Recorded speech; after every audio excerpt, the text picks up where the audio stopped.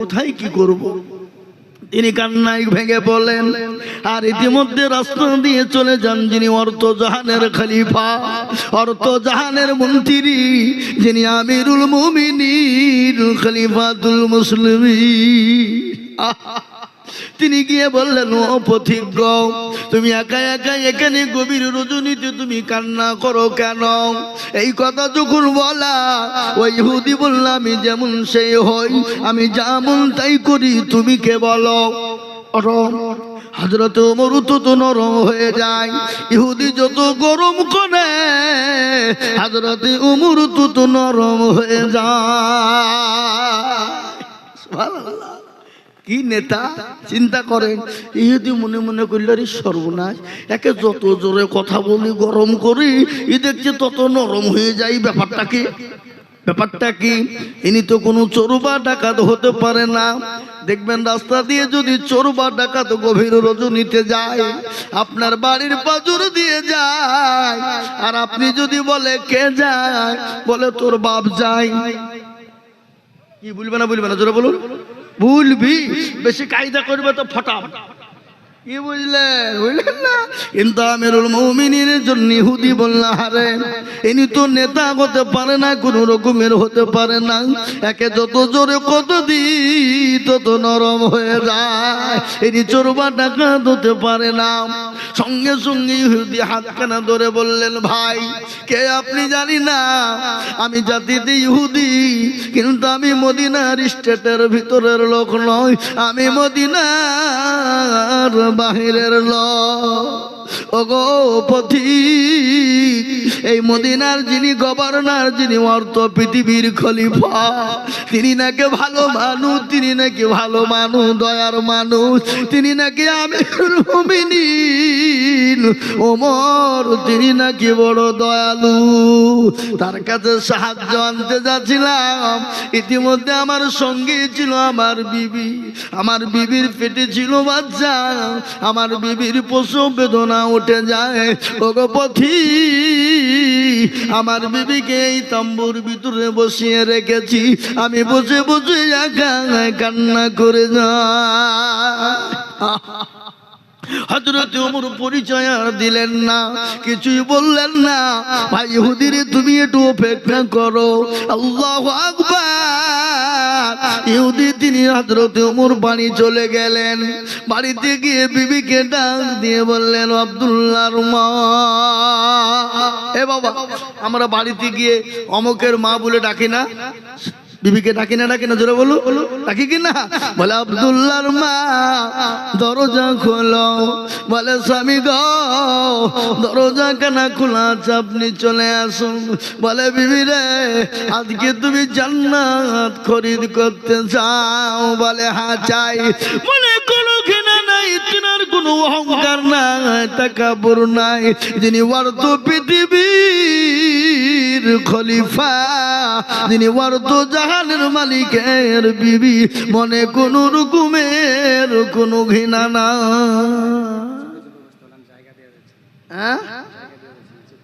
আগো মা বোনেরা, তোমরা একটু আগিয়ে আগিয়ে বসো, গুছিয়ে বসো। মা ওরা শুনবে না, শুনবে? রাজা তার মন্ত্রীদেরকে বলছে, শোনো, আমাকে টাটকা মিথ্যে কথা যারা শোনাবা, যা চাইবা তাই দিবে। তো একাধজনে একাধ রকমের কথা বলে রাজা বলছে, দূর, ইয়া মিথ্যা হইল, ইয়ে তো হামেশাই হয়ে থাকে। একজন এসে বলছে, জাহাপানা। বলে, কি হলো? এক জায়গায় দেখলাম 10 জন মহিলা বসে আছে। কয়জন? 10 জন। কিন্তু জাহাপানা, দেখলাম ওই 10 জন মহিলা চুপ করে মুখে কুলুপ দিয়ে বসা। রাজা বলছে, পাকা মিথ্যে কথা। মেয়ে বসে থাকবার, কথা বলবে না, তাই হয়? কোনদিন চুপ থাকতে পারে না। এ বাবা, আজকে জালসা শুনতেছে মা বোনেরা, জালসা তো কমই শুনে, ঠিক না? বেরিয়ে জোরে বলুন। ওরা গল্প বেশি করে কিনা? হারি বোন তো জামাই এসছিল, লাতিপুতি হেঁচে ক কেজি মাংস নিয়েছিস, মেলা কায়দা। তাই বলি মা বোনেরা, তোমরা আমাদের মায়ের জাত, মা শোনাবো তোমাদের বায়ান বক্তব্য ইনশাআল্লাহ। একটু আগে আগে বসো মা। তাই যারা বলছিলাম, মনে কোনো ঘৃণা নাই, কোনো অহংকার নাই, কোনো তাকাব্বুর নাই বাবা। বিবিকে ডাক দিয়ে বলে, বিবি রে, তোমাকে আজকে দায়ের কাজ করিতে হইবে। তাই বুঝেন না? এই তাই বুঝেন না? এখনকার ছেলেরা বুঝতে পারবে না, মুরব্বীরা বুঝবে। কেন তাই কাদেরকে বলেছে বাবা? আগে কিন্তু তাই লাগতো 8টা 10টা করে আমাদের মা বোনদের সন্তান হতো, কোনো হসপিটাল যাওয়া লাগতো না, কোনো সিজার করার প্রয়োজন ছিল না। ছিল গো? কথা কন না কেন? হ্যাঁ, 8টা 10টা করে বাচ্চা হয়েছে, কোনো সিজার নাই, কোনো আপনার অপারেশন নাই। আর এখন বাবজি পেটে যন্ত্রণা হতে দেরি, আর তাড়াতাড়ি করে হসপিটাল ভর্তি করতে দেরি না, আরো তাড়াতাড়ি হলে নার্সিং হোমে কেটে বের করে লাই। ঠিক না বেরি জোরে বলুন? এ বাবা, এটা ডিজিটাল যুগ। এই ডিজিটাল যুগে বাবা কত কি দেখবেন। আরো সামনে যে দিন আছে আরো খতরনাক হবে বাবা। তার কারণ আমি আপনাদেরকে বলি, মায়ের গর্ভে থেকে যে কোনো সন্তানদের জন্ম নিচ্ছে বাবা, পেট থেকে বেরোতে দেরি, বুড়োমু বুড়োমু কথা বলতে দেরি না। কি বুঝলে? এটা ডিজিটাল যুগ বাবা। এখন মা বোনেরা অ্যাডভান্স। কেন বলেন তো দেখি? ছেলেরা অ্যাডভান্স কেন? এই যে বাবা অ্যান্ড্রয়েড সেট, এই মোবাইল সব শেষ। ঠিক না বেটি? কথা কন না কেন? হ্যাঁ, এই মোবাইল শেষ। আগের মা বোনেরা 8 বছর 10 বছর, এই 1 বছর 2 মাস 6 মাস যদি বাড়িতে স্বামী না থাকতো, কোনো টেনশন ছিল না। একে টেনশন ছিল কবে আসবে, কখন আসবে, রাস্তার দিকে চেয়ে বসে থাকতো। ঠিক না বেটি জোরে বলুন? কথা কন না? আর এখন যদি স্বামী 1 বছর বাড়িতে না থাকে, বিবির কোনো টেনশন নাই, মোবাইল থাকলেই হবে। কথা কয় না? আপনাদের দিকে সব নাই নাকি? আচ্ছা, এ বাবা, মোবাইল থাকলে হবে। মোবাইলে সবই হয়, পরকিয়া থেকে প্রেম থেকে নিয়ে যা করবা তাই হয়। ঠিক না বেরি জোরে বলুন? ভিডিও কল, অডিও কল, এ বাবা হোয়াটসঅ্যাপে কল, এমএস কি বলে, আবার কি বলে, কল, মেলা রকমের কল হয়। হ্যাঁ মুসলমান ও দরুদি গো, ভালো করে শুনেলেন।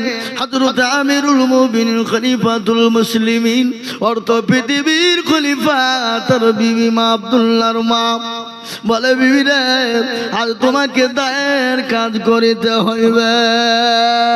বিবি আগুন খড়ি লুকড়ি যা প্রয়োজন সব নিয়ে নিলেন। হযরত আসলামকে ডাক দিয়ে বলে, আসলাম রে, বাইতুল মালের দরজা খোলো।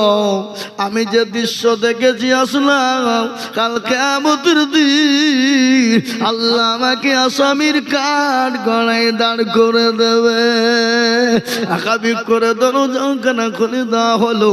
আপনার আটা, গম, ময়দা যা খেজুর লাগে বস্তায় ভরে নিলেন। আসলামকে বলে, আসলাম, আমার বোঝাটা আমার মাথায় তুলে দাও। কোন অর্ধ পৃথিবীর খলিফা বোঝা মাথায় নিয়ে বিবিকে সঙ্গে করে নিয়ে গেলেন, গিয়ে আপনার তম্বুর ভিতরে বিবিকে ঢুকিয়ে দিলেন। বিবিকে বলল, ও বিবি, তুমি এই তম্বুর ভিতরে ঢুকে যাও। বিবি তম্বুর ভিতরে ঢুকে গেল। অর্ধ পৃথিবীর খলিফা হযরত আমিরুল মুমিনিন, তিনি পাথর দিয়ে সুন্দর করে আঁকা তৈরি করলেন। কাঁচা চলো জলে নাও, যত ফু দেয় তত আপনার ধোঁয়া বেরিয়ে যায়, যত ফু দেয় তত ধোঁয়া বেরিয়ে যায়। কিছুক্ষণ পরে খবর এসে গেল, আমিরুল মুমিনিন খলিফাতুল মুসলিমিনের বিবি ডাক দিয়ে বলে, ওগো আমিরুল মুমিনিন, আপনার বন্ধুকে আপনি বলুন, আল্লাহ তার একটি পুত্র সন্তান দিয়েছে। এই কথা বলা ওই ইহুদি ছেলের মায়া নাই, ছেলের দিকে লক্ষ্য নাই। হযরত আমিরুল মুমিনিন ওমরের হাত কানা চেপে ধরে বললেন, ওগো খলিফাতুল মুসলিমিন, ওগো বর্ত জাহানের মালিক, আমি আপনাকে না জেনে না বুঝে অনেক কথা বলেছি, আপনি আমাকে দয়া করে মেহেরবানি করে মাফ করে দিন। হযরত আমিরুল মুমিনিন ওই ইহুদির হাত কানা ধরে বললেন, ভাই ইহুদি গো, আমি তো তোমার খবর নিইনি, আমি তো মদিনার মানুষের খবর নিয়েছি, আমি তো মদিনার বাইরের কারো খবর নিতে পারি না। ও ভাই, আমাকে কিয়ামতের দিন আসামির কাঠ গড়ে তুমি দাঁড় করিও না। হযরত ওমরের হাত কানা ধরে আপনার কলমা পড়ে মুসলমান হয়ে গেল। আজ আমি আপনাদেরকে বলতে চাই বন্ধু, আজকে বেঈমান কাফের মুশরিক ইহুদি নাসারা খ্রিস্টান যৌন বুদ্ধ ডোম ডকল মুচি মেথর কোল ভিল মুচি মুন্ডা ওই বেঈমানরা বলে ইসলাম তরবারির আঘাতে এসেছে, ইসলাম মারামারির বদলায় এসেছে, ইসলাম মানুষকে জোর দিয়ে করে কলমা পড়িয়েছে। না রে বাবা, না না, মুসলমানদের আখলাক চরিত্র ব্যবহার নবীর আদর্শ আদর্শিত যারা ছিল তাদের ব্যবহারে মানুষ কলমা পড়ে মুসলমান হয়েছে। একজন ঘটনা মনে হয়ে গেল, ভালো করে শুনেলেন, যার নাম হলো আব্দুল উজ্জা। আব্দুল উজ্জা ছোটবেলায় বাপ মারা গিয়েছিল। 20 বছর তরুণ যুবক নওজোয়ান যখন হয়ে গেল, নবীর ছায়ার তলে এলো, নবীর মহব্বত নবীর প্রেমে পাগল হয়ে গেল, নবীর আখলাক ব্যবহার চরিত্র দিকে পাগল হয়ে গেল। কিছুদিন পরে চাচাকে ডেকে বলেন, চাচা, বলে কি হলো ভাতিজা, কি খবর? বলে চাচা গো, আমি একটা কথা আপনাকে বলতে পারি। হ্যাঁ বলো বাবা, কি বলবা? বলে আব্দুল্লাহর বেটা মোহাম্মদ মানুষটি কেমন? বলে বড় ভালো। বলে চাচা, যদি ভালোই হয় মোটু বিলম্ব দেরি করবেন না, পড়ে নিন কলিমা লা ইলাহা ইল্লাল্লাহু মুহাম্মাদুর রাসূলুল্লাহ। ও চাচা, আপনি পড়ে ফেলুন। বলে ভাতিজা, আমি কলমা পড়বো না, ভালো বলে জীবনে কলমা পড়বো। বলে চাচা, যখন আপনি পড়বেন না, আমি আপনাকে সামনে রেখে পড়ে দিলাম। চাচা বলেন, ভাতিজা, আর পরিণতি কি হবে তুমি জানো? বলে কি হবে? বলে নবীকে মহব্বত করলে কি হবে বলো? বলে যে ভাতিজা, জমি গাড়ি বাড়ি সব ছেড়ে দিতে হবে। বলে রাজি। বলে সব জমি গাড়ি বাড়ি জায়গা সব ছাড়তে হবে। রাজি। বলে ভাতিজা, তুমি বলো, পরনের কার পয়সা দিয়ে কিনেছো কাপড়? বলে চাচা গো, এটা আপনার। বলে খুলে ফেলো। 20 বছরের তরুণ যুবক নওজোয়ান, আমার দিকে তাকান। 20 বছরের তরুণ যুবক নওজোয়ান ইসলামের জন্য, কলমার জন্য, নবীর প্রেমে নবীর মহাব্বতে পোশাক খুলে ফেলে দিলেন, উলঙ্গা হয়ে গেলেন। নবীর কত প্রেমী মুসলমান দরদি আমার শুনেলেন, আল্লাহ নবীর হাদিস শুনেলেন। নবী বলেছেন, যতক্ষণ পর্যন্ত সে মুমিন হবে না, ততক্ষণ পর্যন্ত মুত্তাকিন হবে না। আল্লাহি আল্লাহি আল্লাহি লা ইউমিনু আহাদুকুম হাত্তা কুনা হাব্বা ইলাইহি মিন ওয়ালিদিহি ওয়া ওয়ালাদিহি ওয়ান নাসি আজমাইন। এ বাবা, রাসূলের হাদিস, এ নবী কি বললেন শুনেলেন? ও মুসলমান কান করে। এ ভাই, আপনারা আমার কথা শুনছেন তো নাকি? এগুলা হাফেজে কোরআন।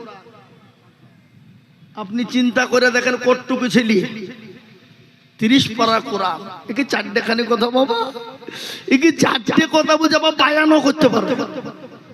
এটা আল্লাহর রহমত। কার রহমত ধরে বলুন? এখন আমরা কোন বলেন তো, পৃথিবীতে অনেক মাস্টার ডাক্তার আছে নাই? কথা বলেন না কেন? মাস্টার ডাক্তার উকিল জজ ব্যালেন্টার পয়সাওয়ালা গাড়িওয়ালা বাড়িওয়ালা, এখন বলে করুন। এ বাবা আছে, পৃথিবীর কোন বৈজ্ঞানিক দার্শনিক বলতে পারবে না যে আমার একটা গোটা বই একবারে প্রথম থেকে লাস্ট পর্যন্ত মুখস্থ আছে। বলতে পারবে? কাবারবে ক্ষমতা, কিন্তু আল্লাহর কত বড় রহমত, কত বড় কুদরত। একটা ছোট্ট বাচ্চা একদম নুরানি কায়দা থেকে নিয়ে 30 পারা কোরআনকে গোটা মুখস্থ করে বুকের ভিতরে রেখেছে। কিন্তু একটা কথা শুনলেন, গোটা পৃথিবী জুড়ে 800-900 কোটি মানুষ রয়েছে, কিন্তু এটা শোনেন ভালো করে, সারা বিশ্বের মানুষ যদি একটাও না মরে, সারা জিন্দেগি যদি আপনার 800-900 ডবল 3 4 কোটি হয়ে যায়, কিন্তু এই কোরআন এমন একটি কিতাব, যে কিতাব পৃথিবীর জমিনে কেউ বানাইতে পারবে না। পারবে? কথা বলেন না কেন? এই কোরআনের মালিক কে? আরো জোরে। এই কোরআনের কত দাম একটু শুনলেন, কথাই কথা বেড়ে গেল। এই কোরআনকে যখন আসমানে কে বলা হলো, আসমান তুমি নাও, কোরআন বলল আমি পারবো না। জমিন, আসমান বলল আমি পারবো না। জমিনকে বলা হলো, জমিন তুমি কোরআন লাও। জমিন বলে মাবুদ গো, এ কোরআনের ভার আমি জমিন সহ্য করতে পারবো না। কেউ যখন কোরআন নিতে চাইল না, এ কোরআন অবতীর্ণ হলো আমার বিশ্ব নবীর ওপর, আমার রাসূলুল্লাহর ওপর আমার আল্লাহ অবতীর্ণ করে দিলেন। কোরআন তার প্রমাণ দিয়ে বললেন, লাউ আনজালনা হাযাল কুরআন আলা জাবালিল লারাআইতাহু খাশিয়াম মিন খাশিয়াতিল্লাহ। হে মুসলমান, এ কোরআনকে নবীর উপর অবতীর্ণ না করে পাহাড় পর্বতের উপর যদি অবতীর্ণ করা হতো, পাহাড় পর্বত গুলো চূর্ণ বিচূর্ণ হয়ে যেত। এই কোরআনের এত দাম, এই কোরআনের এত মূল্য, এই কোরআনের এত দাম, তাই তো আজকে বেঈমানরা বলছে কোরআন পুড়িয়ে দাও, কোরআনকে শেষ করে দাও। আমি বলবো বেঈমান রে, এ কাগজের কোরআন পুড়িয়ে দিবি দে, কিন্তু শুনেলে কোরআন পৃথিবীর সমস্ত কোরআন যদি পুড়িয়ে যায়, এরকম হাফেজে কোরআন যদি থাকে, আবার ঘন্টা খানিকের মধ্যে কোরআন তৈরি হয়ে যাবে। যাবে না? যাবে না? জোরে বলো, যাবে না? এই কোরআনকে শেষ করার জন্য আবু জেহেল, আবু লাহাব, উতবা, সাইবা, মুগীরা তারা চেয়েছিল। তারা যখন এই কোরআনকে মিটাইতে পারেনি, এই কোরআনকে কিয়ামত পর্যন্ত কেউ মিটাইতে পারবে না। একটু হাতটা উঁচু করে দিয়ে আল্লাহকে দেখিয়ে বলুন ইনশাআল্লাহ। নামা অনেকে তুলল না বাপ, ওরা মনে করছে যে তুললি বিপদ নাকি রে। এ বাবা, যারা তুলল তারা জিতলো, আর যারা তুলল না তারা কি হইল? ঠকে গেল। কালুপুরের মানুষ বড় আপনার চালাক, এরা বলবে আজিজুল মৌলবী ঠকাবে, এত সাহস কেউ আজ পর্যন্ত পারল না, আর আজিজুল মৌলবী তুমি ঠকাবা। বদনাই করে পানি নিয়ে গেছে মাঠে, কি করতে? জোরে বলেন, কি করতে? পায়খানা করতে। বাবা, পায়খানা করে পানি খরচ করতে গিয়ে দেখে পানি নাই। এ মুসলমান, পানি নাই, পানি ফুটো সব পড়ে গেছে। বদনা বলে, আরে খালি আইজুল মৌলবী ঠকাতে পারলো না, আরে বদনা ঠকিয়ে ফেললি। তো তারা কালকে কি করে ঠকাই দেখবো। ও আবার তার পরের দিন বদনাই করে পানি নিয়ে যায়, বলে আজকে আগে পানি খরচ করবো, তারপরে পায়খানায় যাব। এ বাবা, আজ ঠকলো না জিতলো? আজও ঠকলো। তো যারা হাতটা তুললো তারা জিতে গেল, আর যারা তুললো না তারা কিন্তু ঠকে গেল। আজকে বলে মুসলমান, আবু জেহেল, আবু লাহাব, উতবা, সাইবা, মুগীরা কেউ যখন কোরআনকে শেষ করতে পারেনি, কিয়ামত পর্যন্ত মরতে দাম থাক, এ কোরআনকে শেষ করতে পারবে না। আর একবার হাতটা উঁচু করে দিয়ে বলুন না ইনশাআল্লাহ। নারে তাকবীর। এ মুসলমান, কালুপুর তালিমুল কোরআন মাদ্রাসা, নারে তাকবীর। এ মুসলমান, তার মধ্যে এখনো অনেক লোক আধ খান তুলেছে, আধ খান তুলেনি। ওরা মনে করছে মৌলবি দেখতে পাবে না। এ বাবা, আরে বাবা, মৌলবির সাথে সাথে যেটা কেউ দেখে না সেটাকে দেখে, যেটা কেউ জানে না সেটাকে জানে। সবাই বলে আমি ভালো, আমি জানি কি, আমার মনের গোপন খবর জানে আল্লাহ জি। আল্লাহ নির্জনে কথা কি করেছো তুমি সব জানেছে, টাকার চোখেতে কেউ যাবে না ফাঁকি, আমি জানি কি। হ্যাঁ মুসলমান, ও আল্লাহর প্রেমিকেরা, নবীর উম্মতেরা গো, নবীর প্রেমিক কতক্ষণ পর্যন্ত সেই হতে পারে না। আল্লাহি আল্লাহি আল্লাহি আল্লাহি লা ইউমিনু আহাদুকুম হাত্তা আকুনা আহাব্বা ইলাইহি মিন ওয়ালিদিহি ওয়া ওয়ালাদিহি ওয়ান নাসি আজমাইন। রাসূলুল্লাহ বললেন, কতক্ষণ পর্যন্ত তুমি মুমিন হবে না, যতক্ষণ পর্যন্ত নিজের জীবনের থেকে, নিজের সন্তানের থেকে, বিবি বাচ্চা থেকে আল্লাহ তার রাসূলকে বেশি না ভালোবাসবো। হ্যাঁ মুসলমান, কারা নবীর প্রেমিক গো, কারা আল্লাহর প্রেমিক প্যারা বান্দা, আল্লাহর কোরআনকে জিন্দা রাখার জন্য, আল্লাহর কোরআনকে মজবুত রাখার জন্য, আল্লাহর কোরআনকে জিন্দা মজবুত রাখার জন্য আমি আজিজুল হক, আমি আপনাদের কাছে একটু হাত পেতে দেব।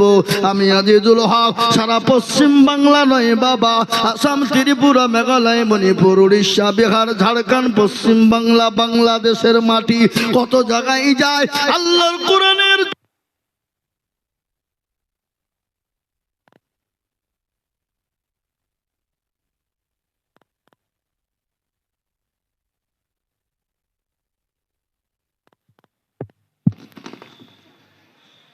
এ বাবা মুসলমান দরদি, আমি আজিজুল হক আল্লাহর কোরআনের জন্য, দিনের স্বার্থে, দিনের হেফাজতের জন্য আমি মানুষের কাছে লক্ষ লক্ষ লক্ষ টাকা চাই। আজ আমি লক্ষ লক্ষ টাকা চাইব না। এইখানে চারজন হাফেজে কোরআন তৈরি আছে রে বাবা, এই চারজন কোরআনকে খেদমতের জন্য আমি আপনাদের কাছে একটু হাত পেতে দিব। কত টাকা কত দিকে যায়, বিবি বাচ্চা ছেলে মেয়ের পিছনে যায়, ডাক্তারের দোকানে চলে যায়। আল্লাহু আকবার। মানুষের সঙ্গে মানুষের দুশমনি থাকতে পারে, মানুষের সঙ্গে মানুষের শত্রুতা থাকতে পারে, কিন্তু আল্লাহর কোরআনের সঙ্গে কারো শত্রু থাকতে পারে না, আল্লাহর কোরআনের সঙ্গে কারো শত্রু হতে পারে না। তাই আল্লাহর কোরআনকে বাঁচানোর জন্য আমি সর্বপ্রথম চারজন দরুদিকে বলবো, বলে হুজুর গো আমার কাছে জান আছে মাল নাই, পরে অল্প অল্প করে দিয়ে দিব। ও হুজুর আমি 10,000 টাকা ইনশাল্লাহ দেব। আমি একবার তাকবীর দেব, তাকবীর দেওয়ার সঙ্গে সঙ্গে সর্বপ্রথম চারজন দরুদিকে বলবো মাত্র 10,000 করে টাকা। এ আল্লাহর চারজন বান্দা কোরআনের হাফেজ, এই কোরআনকে জিন্দা রাখার জন্য ইনশাল্লাহ সর্বপ্রথম একজন দরুদি মাত্র 10,000। একবার বলি নারে তাকবীর। ইনশাল্লাহ এই মজলিসের সর্বপ্রথম একজন যিনি হবেন এই কোরআনের হেফাজতের জন্য সর্বপ্রথম 10,000 টাকার দাতা, আল্লাহর এমন কোন দরুদি বান্দা নাই, এমন কোন নবীর প্রেমিক নাই, এমন কোন দিনের প্রেমিক নাই। সর্বপ্রথম আল্লাহর কোরআনকে খিদমতের জন্য 10,000 টাকা দিয়ে আল্লাহর কোরআনের খিদমত করব ইনশাআল্লাহ। একজন দরুদি গো সর্বপ্রথম হাত উঁচু করে বলি ইনশাআল্লাহ। আজকে কালোপুরের মাটিতে